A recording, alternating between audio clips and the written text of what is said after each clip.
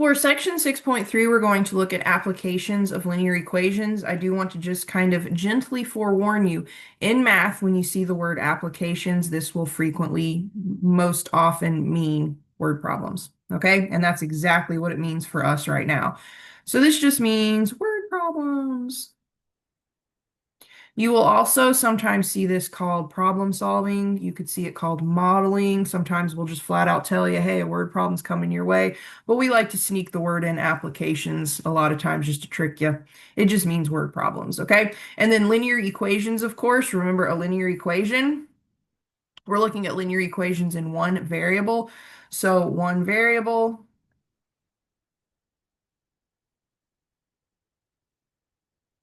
highest exponent on the variable is 1. Okay, so that's what makes a linear equation, the fact that the highest exponent on your variables is 1. And at this point, we're just talking about equations in one variable. That doesn't necessarily mean there's going to be a single variable in your equation. It just means there's going to be a single type of variable. So it would be like all x's or all y's or all z's, but not a combination of multiple variables. Okay, now to start this talk, we need to talk about something called direct translation. Direct translation is kind of like that first step as we ease into this world of applications or problem solving, okay? So let me get my yellow highlighter back.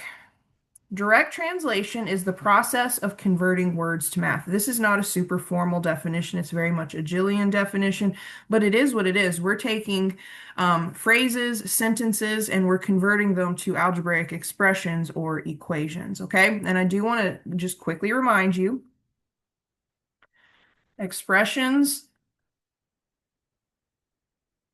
no equal sign, equations, equal sign. Okay.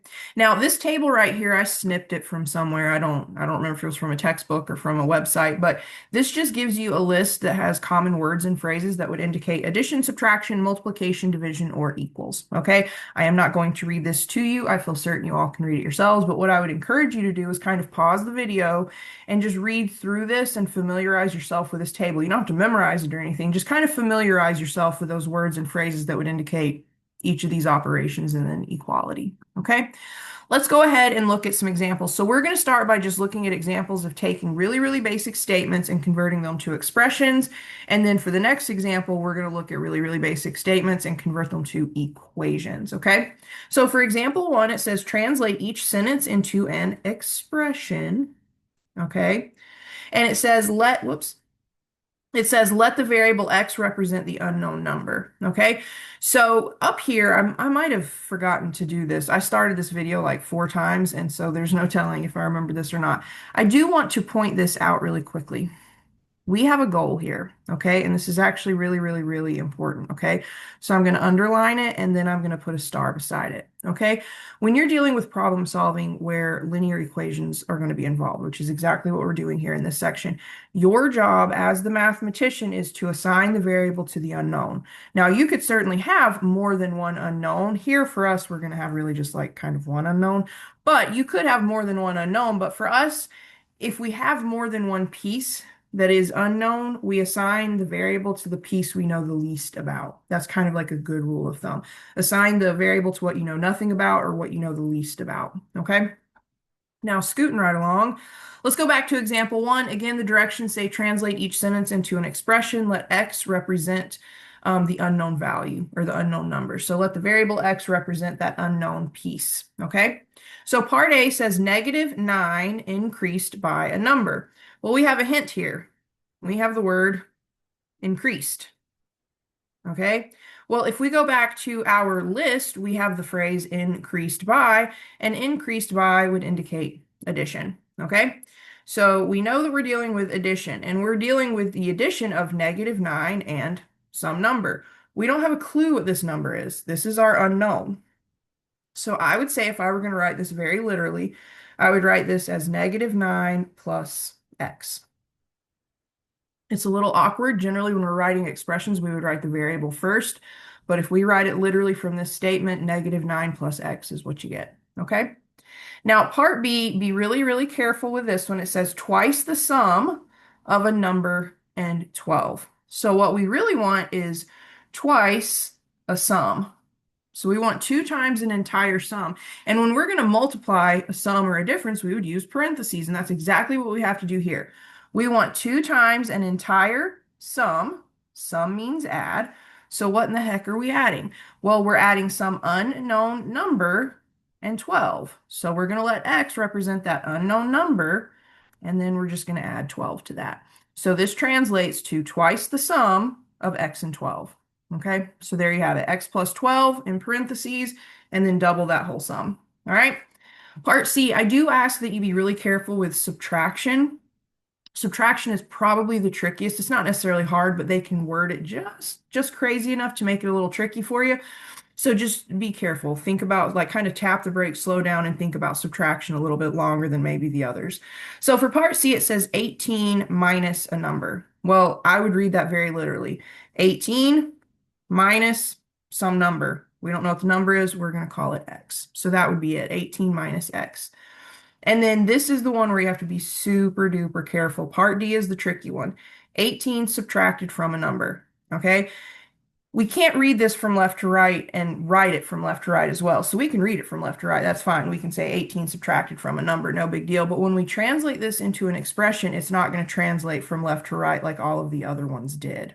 In this case, we have 18 that we're taking away from some number. So we want to start with the number and take away from that 18. So really take a moment, pause the video if you need to, and focus on parts C and D. They're so similar, yet not the same at all, okay? So just really be careful with the wording, with subtraction in particular, okay? Now, for example 2, same exact process. We're going to take some statements, we're going to convert them to math, but in this case, we're going to let's go back to yellow. In this case, example 2 says translate each sentence into an equation. That means we're going to have some phrase that represents equality, okay? And just like before, we're going to let x represent our unknown number. Now, just really quickly, because this is a shorter list, if you go here to the equal sign column in that table, we have equals, gives, is or was, yields, amounts to, is equal to, you could say is equivalent to. These are some phrases that would indicate equals. Okay, so you kind of want to look for that, and that's going to be like the first thing we look for, and then we build the equation around that. Okay, so for part A, it says the product of a number and two is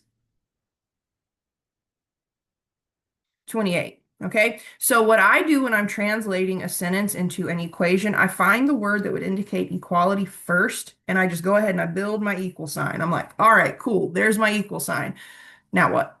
So everything that comes before the phrase that represents equals is going to be the left-hand side of your equation, and everything that comes after the word or phrase that indicates equality, that's going to be the right-hand side of your equation. So let's look at what comes before.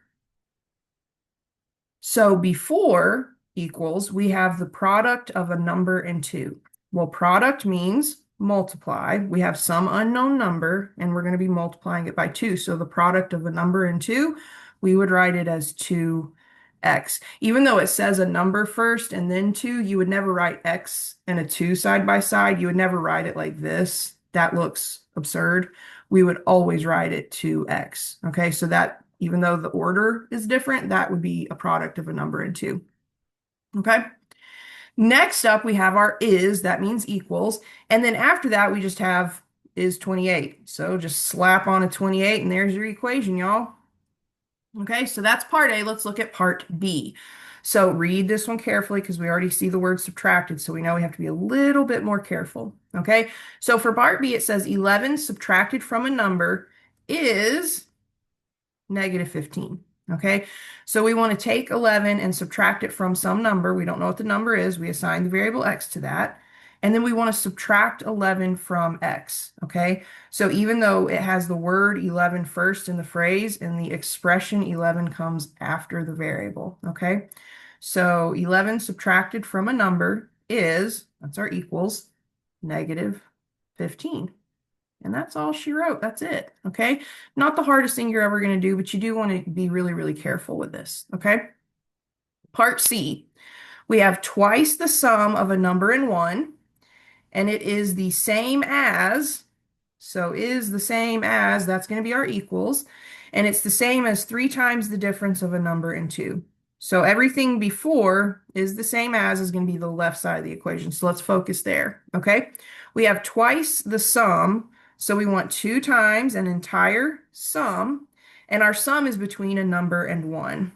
So twice the sum of a number and 1, we have the sum of a number and 1, and then we want to double it, so we use parentheses, okay?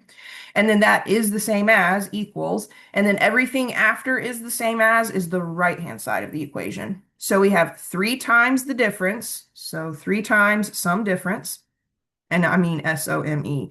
We have 3 times a difference, let me say it that way. So 3 times a difference, and we want the difference of a number and 2. So we would just use that same variable x, and we get x minus 2.